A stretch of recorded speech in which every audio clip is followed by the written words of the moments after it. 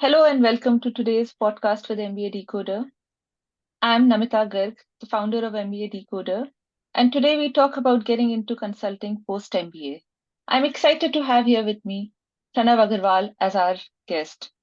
Pranav graduated from Cornell MBA this year and he would be joining BCG in the summer.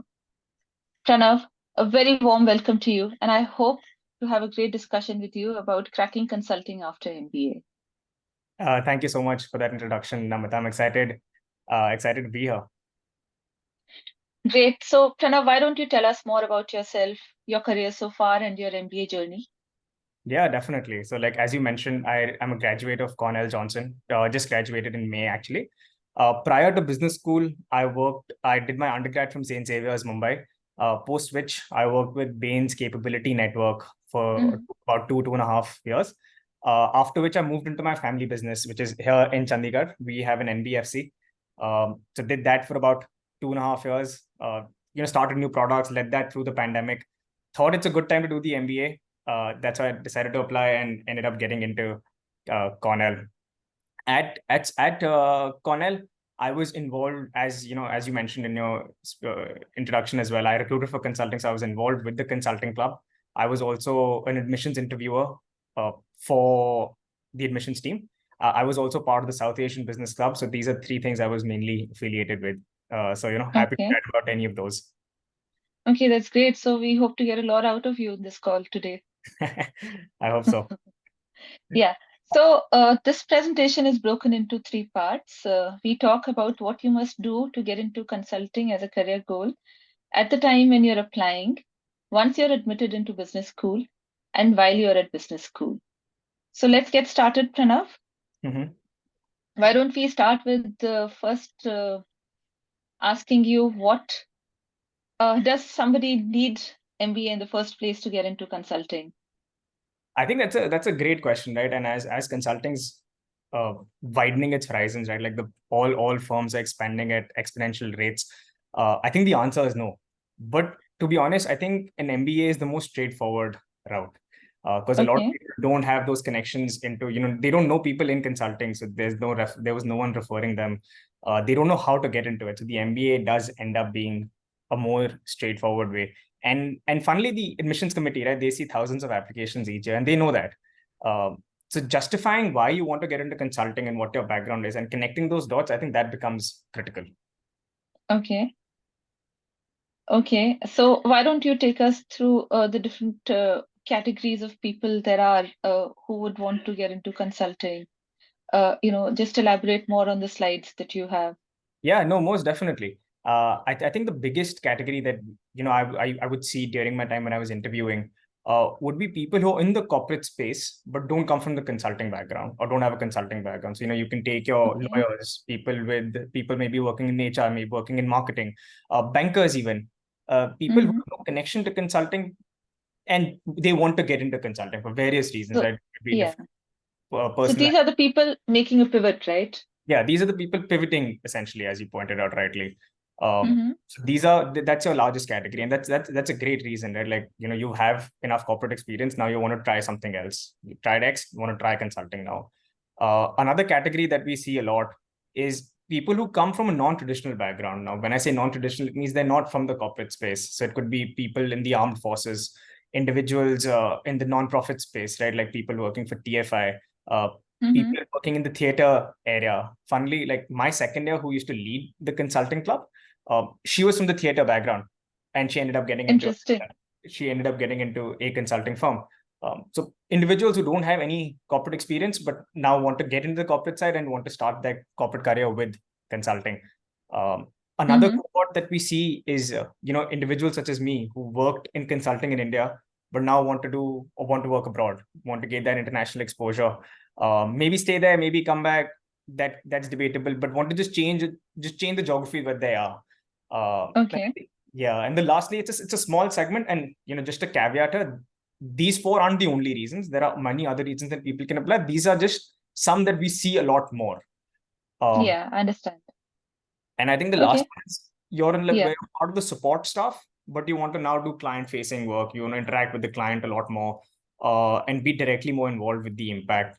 So that's just one of the smaller segments that we see as well. Mm-hmm. So I think these Okay, are so I some. think you belong to this segment, right? Yeah. I think I'd be part of four and a little bit three. Okay, so what do you think about your background? How has that helped you get the best out of your B school experience and also prepare you better for consulting? Right. I think how it prepared me better for consulting is I came from a consulting space, right? Like even though I wasn't on the client facing side, I was on the support staff side. The work was pretty similar. It was something like we do the work here that gets shipped off to the American team or the European team, and they presented with a little bit of changes there. So I knew the work Mm-hmm. coming in. I think I saw that over the summer. The tools, especially the nature of work, how you're communicating, all of those things came in more naturally to me. So there was less effort from my manager's side to prepare me essentially. So Okay, more of a ready resource for them. I think in yeah. I think during the recruiting phase, again, I was familiar with consulting. So a lot of what ends up happening is I think and this happened with me as well. Once we started working in the space, you're Mm-hmm. unknowingly using a lot of jargon. Uh, it could be something like, be more 80-20, which essentially means put your efforts where you can create 80% of the impact and don't Yes. waste your time with the other 20. Some people don't understand that, right? Like it takes them a beat to really catch on to that. But I was familiar with those things. So I was just more upbeat in recruiting as well because I could understand a lot more of the language that while networking that was speaking about. So I think that was a big help. Okay, that's interesting. So I guess you would have been a veteran at the consulting club where you were helping other people prepare more No, than you were being helped. no, I wouldn't say that because I was out of it for 2.5 years as well, right? Like Okay. it was a very drastic change from being in a corporate space to coming now into my family business. From large organizations such as BCN to maybe we have about 100 employees, and most of them married, most of them much older than me. So very different space. So B school actually prepared me back for the consulting world more than anything else. Okay, that's interesting to know. I think I'll come back to this part about your profile later in the presentation. So So, anyhow, my next question is that what would you advise to applicants for selecting business schools yeah, I when think. they have consulting as a career goal? Yeah, definitely. I think this is something I battled with as well, right? Like while applying, and I'm sure you find a lot of such students as well coming in year after year. Yes, of course. Yeah. Yeah. I think my biggest takeaway would be don't chase rankings, right? Because rankings keep changing year on year. I think what one should be more focused on, after having done the MBA, I think I'm realizing this slightly more, is you want to get into consulting, right? So pick schools that'll help you best get there. Mm-hmm. So I think two factors that I thought are crucial. One is pick schools that send a higher percentage of their class to consulting year on year. And like, so not 1 year, but like who've been doing that for the past 4 or 5 years, your Consistent. Kellogg's, yeah, your Kellogg's, your Yales, your Tux, the likes of such schools. Because come an economic downturn, I think these schools are better prepared because they've seen it before as well. Um, Mm-hmm. so I would maybe up give these a preference if my aim is to get into consulting. I think second, which I didn't take into account, right? Because India's a rather smaller country, maybe not geographically compared to the US, is that location matters. It's a large space divided into 4 time zones, each area offering different things, right? Like be it the industry that's present there, be it the weather, be it the Mm-hmm. diversity within that space as well. So I think those things matter. At least they matter to me. um, Okay. like you want to work in healthcare, so maybe a Boston area is where you should be recruiting for. If you want to work into tech, I think the West Coast or maybe the New York side is where you should be looking at. And if you want to get into these things, pick schools that'll help you, that are there in that region, right? Like Tuck will send most of its students to Boston.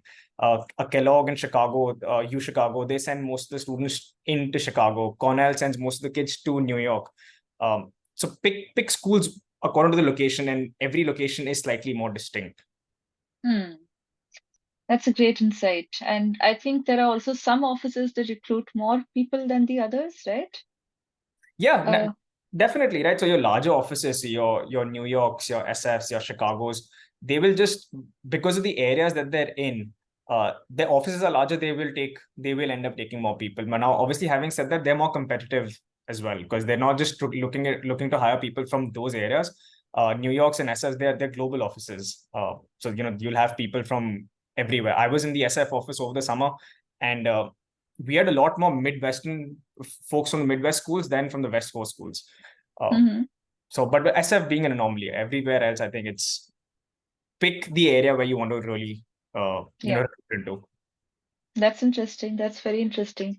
I totally agree with you about applicants looking at the employment statistics. So, in fact, I would encourage them to also look at the published employment statistics by business schools, and you will realize they provide you a wealth of information about, just the class employment figures, or the internship data, or the salary, and even names of companies that recruit on campus. So, applicants, when I talk to them, they often tend to overlook this aspect of their B school research, but it's something that I would heavily stress upon. Yeah, no, 100%. Secondly, yeah, Even when we were at school, there was a centralized database that we had, which essentially listed all the alums and where they went. So if we were okay, that's looking for a interesting. certain company, we didn't have to go on LinkedIn. We had to go on that database, and that was updated pretty regularly. So we could just Mm-hmm. figure out who's gone where and then network accordingly. So and that data is what's compiled to make the employment report. Uh, so it is pretty Oh, robust. It is pretty robust. It is pretty comprehensive and useful. yeah. So that's a great place to start your research, and something you should definitely look into. The second thing is also reach out to club members. Say, if you're recruiting for consulting, that's what you desire to do while you're at business school. Reach out to consulting club members, have a discussion with them, try to understand how active is the consulting club, or, try figuring out if there are consulting related treks that a B school takes up, and because, that will directly help you, or even try to understand about the experiential learning opportunities, because a lot of these are projects where you work with a client on, it's more like a consulting project, right? So you would try to get in as much of experiential learning while you're at business school, and at some B schools you can do more projects than you could do at others. So it's good to have knowledge of this when you're selecting business schools. Right, 100%. So I hope I got that right, Pranav. Oh no, 100%. I think you got that spot on. Okay, that's great. So, why don't you move on to the next slide?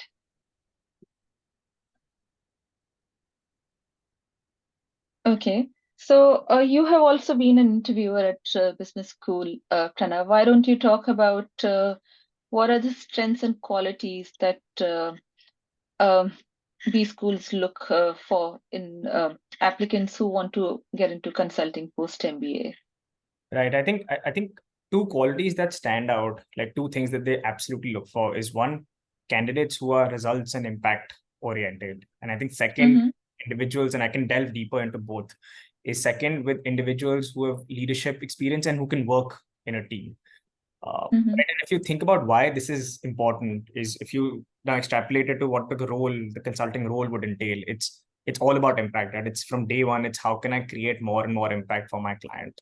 Uh, and you have to be thinking that way. So if you can show that in your application, that every little thing that you're doing is with a result or an impact focus, doesn't necessarily mean that you have to quantify it. I truly understand that not every action you take can be quantified, but knowing at least where it's being used, how it's being used, why that was done, I think that's, and if one can bring that out in the application, I think that's amazing.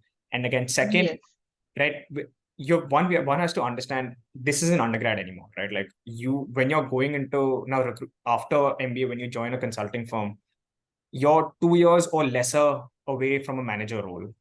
And now managers are essentially, they're running the entire show. So they're managing your client, managing the partner, as well as managing the team. So you need to have some leadership experience beforehand, because 2 years is not a lot of time to learn the consulting toolkit and also get into the space where you're leading the entire project end to end. So they prefer having you coming in with a little bit of leadership experience, as well as, if you need to be able to work in a team, right? It's all about teams. There's no individual project or no individual person working on a project.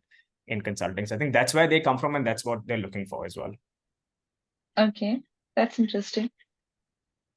So, can you also talk about how applicants can demonstrate these skills in their application and at the various parts of the application, say resume or essays or recommendation? Yeah, no, definitely. I think for the results and impact piece, I think your CV or your CV, I think is your best place, right? Where you're within every work experience that you're writing, what you've done, that's a great way to show the kind of impact you've created or the kind of impact you've tried to create, or it possibly could have created. I think that's a great way. For Mm-hmm. leadership and team experience, your essays will come in handy, but I think something more powerful are your recommendations, because that's someone else bragging about you. Someone you've worked with, your investor, your client, your supplier, whoever it might be, your manager, whoever it may be, they are boasting about your experience, leadership experience, your team experience, the kind of individual you are. So I think that's the sweet spot where you want to really hype it up. Okay, interesting. So earlier you were talking about non-traditional applicants, right? Who have probably not had so much of business exposure in the work they're doing, say, for example, military applicants, right? Or the theater personality that you talked about. How can these people show the skills that B schools look for? Right? That's the beauty of it, right? Like, it's think about leadership or think about working in a team. We mentioned armed forces here.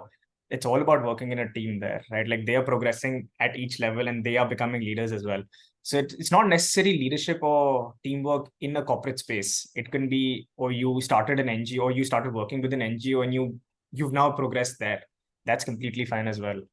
Similar with impact, even little changes here and there. A friend of mine, he used to work in the merchant navy with me at Cornell itself, worked in the merchant navy before. Little changes that he would make would save the client thousands of dollars.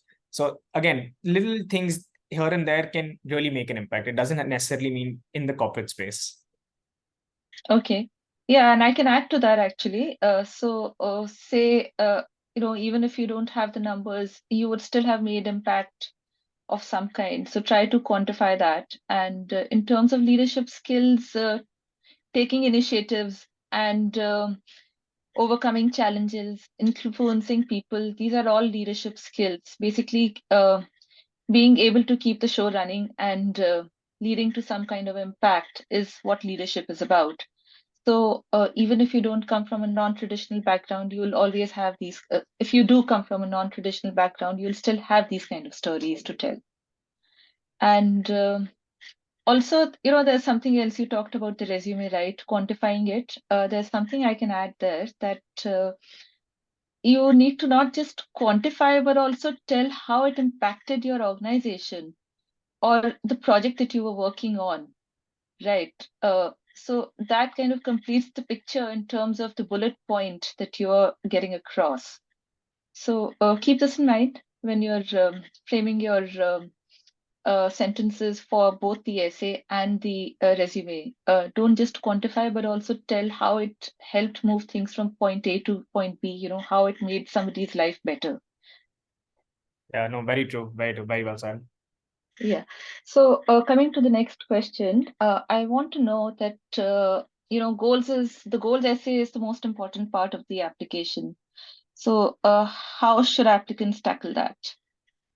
Right. I think, given I'm assuming people who are listening to this podcast are interested in consulting as a short-term career goal. But I think what's necessary in my opinion, what's the best way to convey that is by having a mid to long term goal, right? Like, what's the impact that you want to create? It could be in any sector. It could be, let's say, you want to help raise SMEs and smaller companies raise more funds, or help them scale, and they don't have those resources, but you want to be able to, you want to be that person who can help them scale, and you've had that aspiration for various reasons. Could be from your experiences earlier on, or that's just a passion you have. So that's your long-term goal. Now that's what you want to do in life. Now, in order to achieve that, consulting is the short-term goal. So I think it's always framing it backwards, that this is what I want to create, this is what I want to do. And I think consulting can help me round up my toolkit. Consulting can help me, it doesn't have to be that, oh, I will exit consulting after 2 years, 4 years, 8 years. It can be, I want to help companies be more sustainable. And I want to be in the consulting space only because that way I can impact a lot more companies and help a lot more firms. So but I think it's still seeded in what you want to do in life, what's your passion and what drives you. I think that's what differentiates a good and a great goals essay for me. Yes, absolutely. And I'll add to that. I think applicants should be looking at the long-term goal as their ultimate vision for themselves, and consulting or the short-term goal could be considered as a stepping stone to that vision. So you should always start by thinking about what you wish to ultimately achieve in your career. Yeah, no, 100%. I think one thing I'd add to that as well is it's not just like about the goals essay, but it's also because I would see this, during my time when I was at business school and even before when I was reading someone else's essays, is the why school essay, or maybe it might not be an essay anymore. It's just another piece in one of the other essays. I think that's really important, right? I Mm-hmm. think that why school essay needs to be unique. I think my measuring stick is if I read someone's why school essay and they've just hidden the name of the school, within maybe two guesses or three guesses, I should be able to guess which school they're talking about. Like that's how crisp and that's how unique that essay needs to be. Most of the essays that I've seen are, oh, I want to be part of the consulting club. I want to help as an alum, which is very generic ways of saying things that every school does. So I think individuals need to do a little bit more research there to get those nuances out, which things that are more than which is present more than just their website, just the webinars that they've done. So I think that'll be, and that's an important point as well. Yeah, that's great. That's brilliant advice. So, just going a little deeper into this, why don't you talk about your own experience? You had two very different careers. How did you get it all together into your goal story? Right. I think so. For me personally, again, my goal story has always been I want to come back to my business and I want to scale this. I've seen my father build this from scratch. We didn't have anything. He built this from ground up.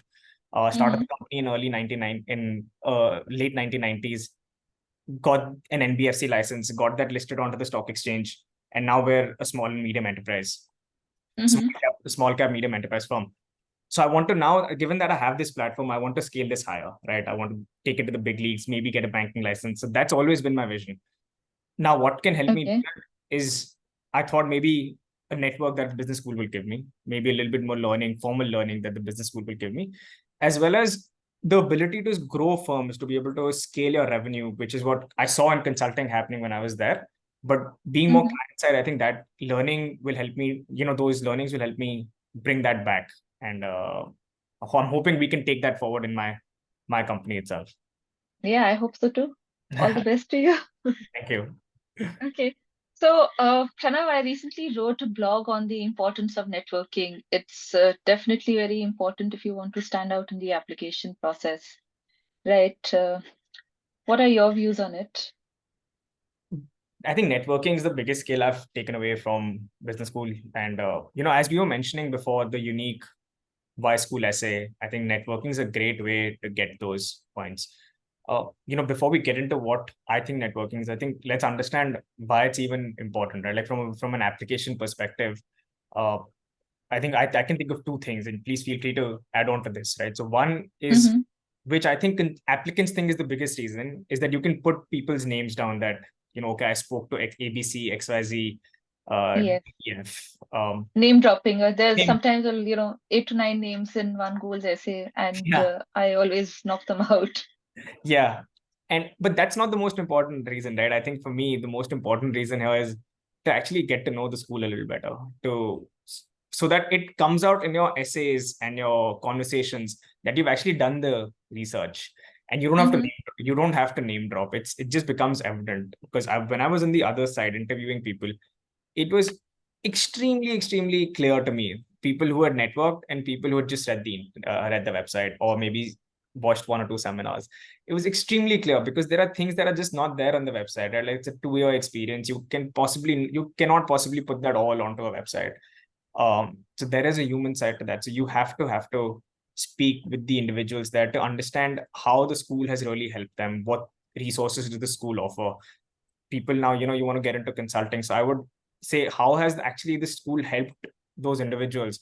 What are the consulting resources that the individuals use? What if someone didn't get a consulting gig? What did the school do then?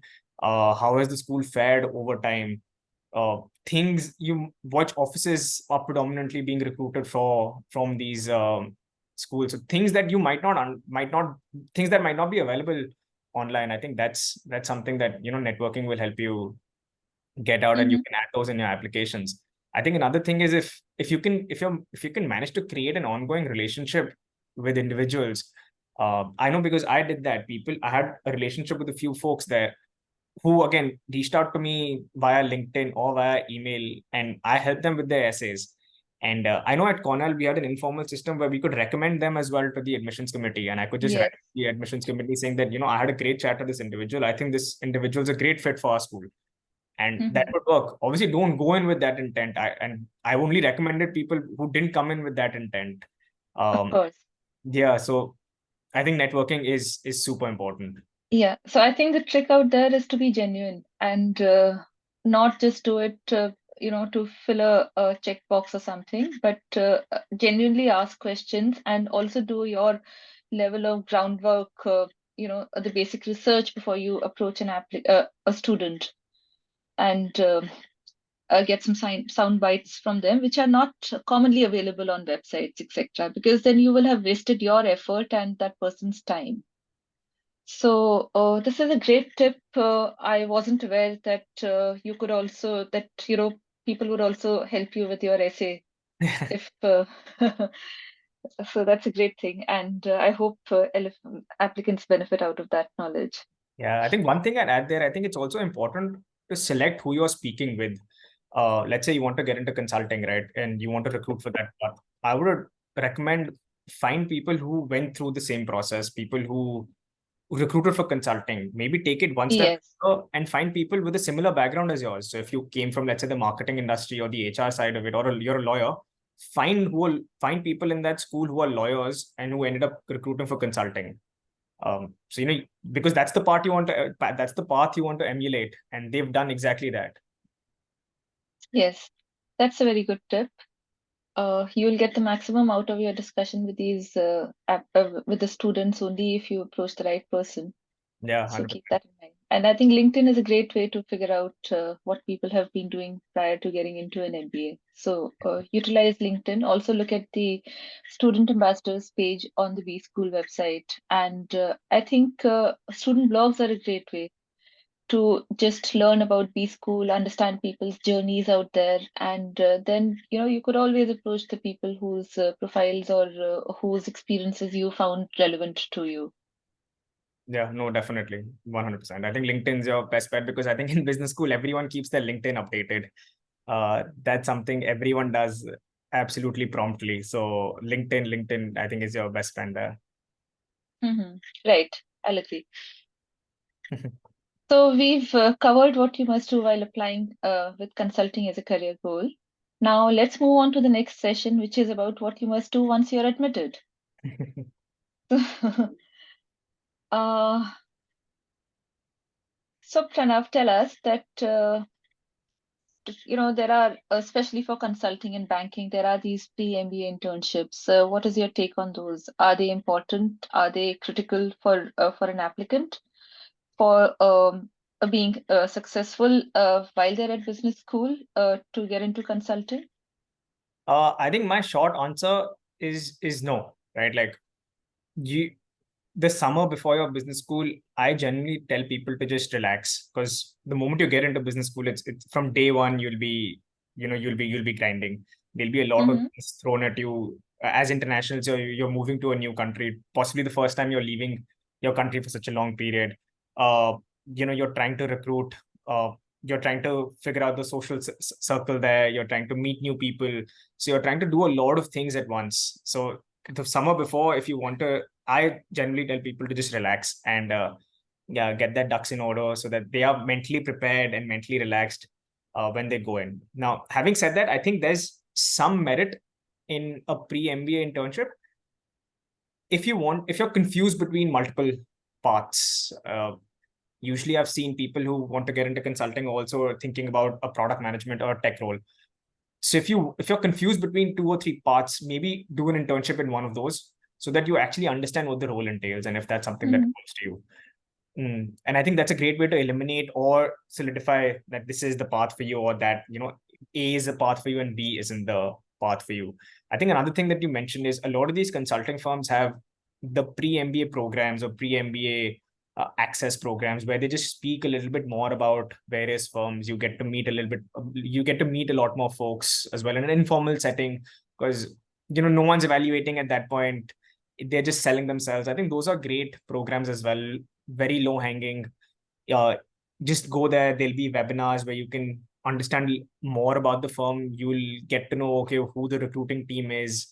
Maybe interact with people who are recruiting consulting at that point as well, so you get to meet a little bit more, a lot more folks from different schools. So I think there's value in that, and that's very low stakes, right? You just have to show up to a webinar and there's nothing else involved there. So I think do those, but as I mentioned, doing a formal internship, I think there's only merit in that if you want to really pick between two paths, if you're not certain about a path that you want to do. Okay, that's interesting. So what about other classes? Should students take some business classes prior to coming to business school, or brush up their math concepts, quantitative skills? So I know for a fact that some B schools prescribe their applicants to have studied the MBA math course, right? And there is also some bit of reading material that they share with you in the summer prior to you joining school. So how does that work? Yeah, I think that is necessary if you don't come from that background. So I've done accounting and commerce all my life, right? Like starting from 2010, that's my 10th grade. I've been doing that. So I Okay, didn't so I didn't do the MBA math or the accounts pre-work, but there is pre-work there. So people who don't have that background, it's extremely critical that you do that. And the schools will share all of those guides. They will share all of those resources with you where you can understand what accounting would be. So when you come in, you're not at a disadvantage. You're not completely lost as to what's happening in classes, because that's the expectation then. Because if they've given you pre-work, they expect you to have done it, and they'll start off with, if you're at 0, the class is at 10 and the pre-work gets you to 10, they'll start off from 10 because they mm-hmm. expect you to have done the pre-work. Okay. So what I understand from you is that don't just keep partying during that period. There will be enough partying at business school, but also spend some time studying and brushing up your skills, especially if you don't come from a business background, right? Yeah, absolutely. And the schools will prescribe it, and there's enough time. They will let you know. Maybe I know, I remember for me, I think I found out in May that there's pre-work, and I had about 3 months to get through that. And Mm-hmm. it wasn't much. It wasn't much. So there's more than enough time for you to finish that, but do that. Don't skip. Okay, great. Good to know. And do you have any reading lists in mind that you could recommend to people to read? I I did think, yeah, people do a lot of reading before they go for business school, right? They do. I personally didn't. I just, the normal books that I'm reading in general is what I continue to read, and that's what I read throughout business school as well. Because each course has different readings, and you'd be doing those.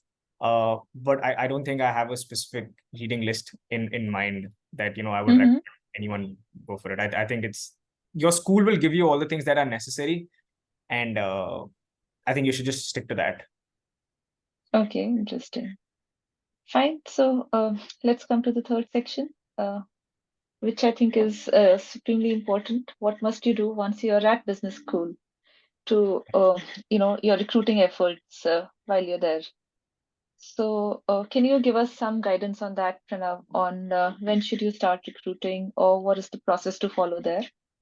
Yeah, I think one thing is just trust there is a process. Like, firstly, know that these schools have been doing this for years now. So there is Mm-hmm. a process already in place. It might not be extremely clear as to where this is going. Because I know for consulting, people come in with the fact that, oh, I want a case from day one. And because casing is all they heard, casing is what scares them. Uh, and that's what they want to do from day one. But like, know that there's a process in place. And what I mean by that is, they'll from day one you'll get in, they'll polish your CV, they'll polish your cover letter up, so that you have that package handy in case you have to send it to practitioners. They'll teach you how to network, because that's how you make an impression on these practitioners, so that you get interview invites. And once you start get into the hang of networking is when you'll start casing. because networking is, in my opinion, more important than knowing how to case. Because if you don't get interview invites, you can be the best caser that there is, but that's never going to be shown because you didn't network enough. So there is that process that's in place, right? So as I mentioned, you'll come in, your CV, your cover letter gets polished, then you start networking with the practitioners again across different firms. Come November is when your CV drops out, and by November end, December beginning is when you find out which interviews you have, and throughout Jan is when your interviews happen, and that you find out almost immediately whether you've gotten into a firm or no, and that's what the timeline usually looks like. Okay, interesting. And why don't you tell us something about how to prepare for how students prepare for case interviews? Is it difficult, or is there a process to it?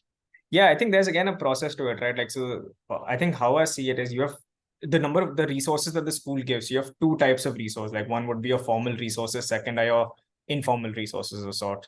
So your formal resources would include your consulting club, your career management center, the tools that your career management center gives. So, we got an AI tool for our CV, which can just go through your CV, give it a rating, and tell you what things to improve. Another was just sessions with companies like Management Consulted, with Peter Thiel, who are professional casers, Oh, or wow. who worked in Hmm. consulting and now are just helping people case. Um, so sessions with companies such as those, individuals such as those.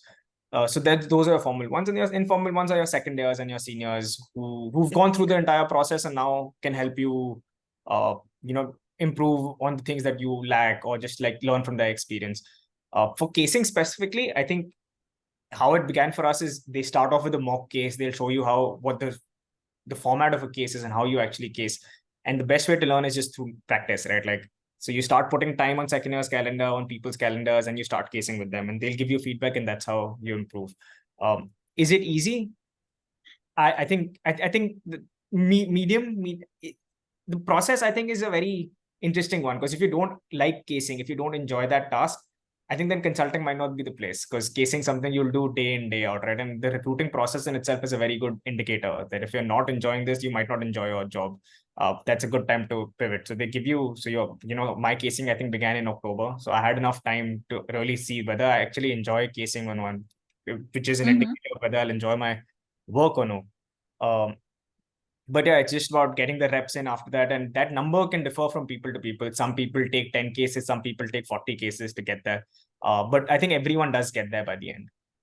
Okay, that's really nice. Good to know.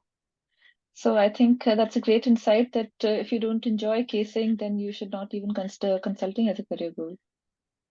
I think so. I think because Yeah. it's the work, right? Like that's the work you'll be doing. And if you haven't enjoyed it in a safe environment, I would say, right, where there's nothing at stake, Hmm. you're just getting feedback. It becomes even harder when you're in front of a client and you're not enjoying that. So I think you can only fake it to a point. Okay, got it. So, what about other resources that applicants can leverage? Sorry, students can leverage at business school, which can help them with a consulting career. We talked about it earlier, but why, it will be nice to hear you elaborate more on, say, consulting club or career treks or anything else that can help applicants. Yeah, definitely. So I think the consulting club is your main resource there. So for us, the consulting club, we had weekly meetings. So every Sunday we'd go and they'd have an entire module prepared. So every week, Mm-hmm. a different focus. So as I mentioned, so the first few weeks, the focus is going to be on your CV and your behavioral questions.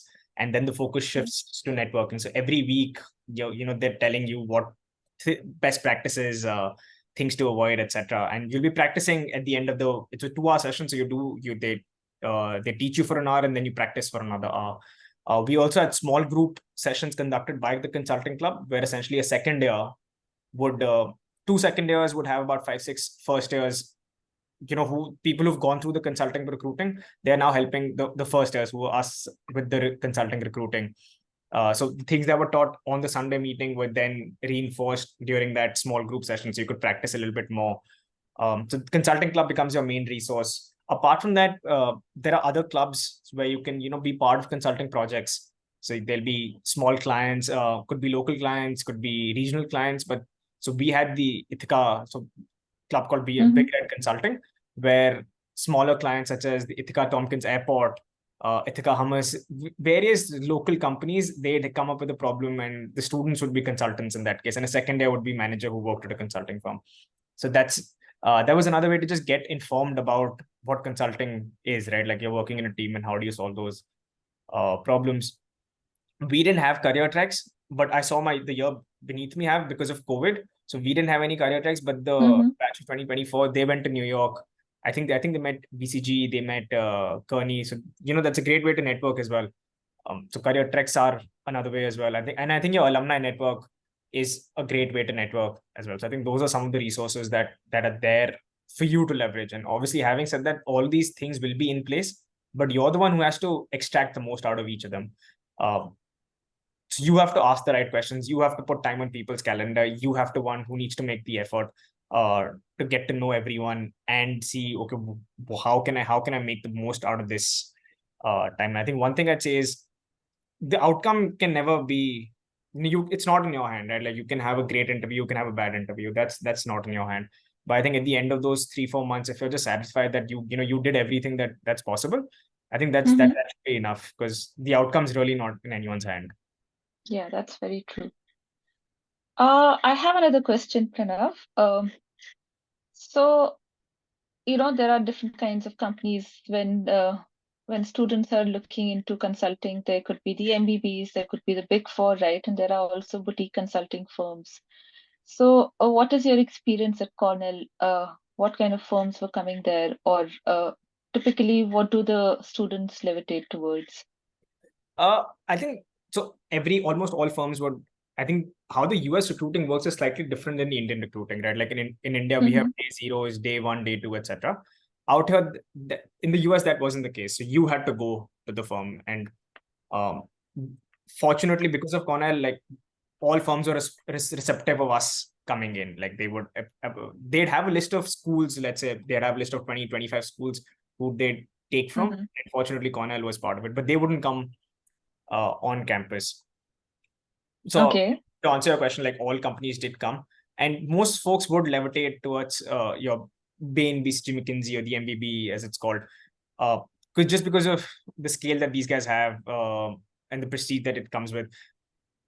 But having said that, I think most of the firms that come along, I think it's an equally great opportunity. Just the fact that you can work in a consulting firm, I think the tools that will give you, I think that'll be similar across all firms. Mm-hmm. They'll be similar across all firms. So if you get an opportunity and you're really interested in it, I don't think the company would there matter as much. Your learning is going to be very similar across all. Okay, that's great. Good to know. Yeah. So, we are almost at the end of the discussion today, Pranav. Any parting thoughts that you'd like to add? I think just two things, right? Like, because I know I was coming from a family business background, so like doing an MBA, whether it was worth it or no, was always at the back of my mind. Whether because if I want to eventually come back, is spending 2 years X amount of money, then spending another couple of years, is it worth it? So at the end of it, I would say yeah, definitely it is. I think it's a great experience. You get to meet a lot of good people who you can who will be your closest friends, especially because we were in such a small school and such a small space. um, these really do become your closest friends. Mm-hmm. So an MBA is definitely worth it in my head. And second, I think is as I mentioned before, right? Like from a consulting perspective, I think the recruiting process is a great indicator whether you'd enjoy the job or no. So if you don't enjoy the networking process, if you don't enjoy the casing process, uh, then I think it's a great indicator that you should maybe pivot into something else. And B School gives you that opportunity, right? Like there'll be a plethora of other career opportunities. Start going towards those earlier rather than later so that you can actually maximize that. Okay, that's a great thing. So I think yes, these schools give you so much opportunity that you should make the best of it and be ready to experiment and explore, right? Yeah, 100%. Okay, great. So I think we've come to the end of the discussion for today, Pranav. It's been absolutely great having you and hearing such insightful things from you. I look forward to having more discussions with you in the future. Yeah, thank you so much for having me, Namita. This is great. I had a lot of Yeah, yeah, great. Good to know. fun. So, to our audience, this podcast is among the many that we hope to conduct at MBA Decoder. I hope you gained some important information today regarding the admission process with regards to consulting. And I hope it helps you be successful in your MBA journey. Goodbye and stay tuned.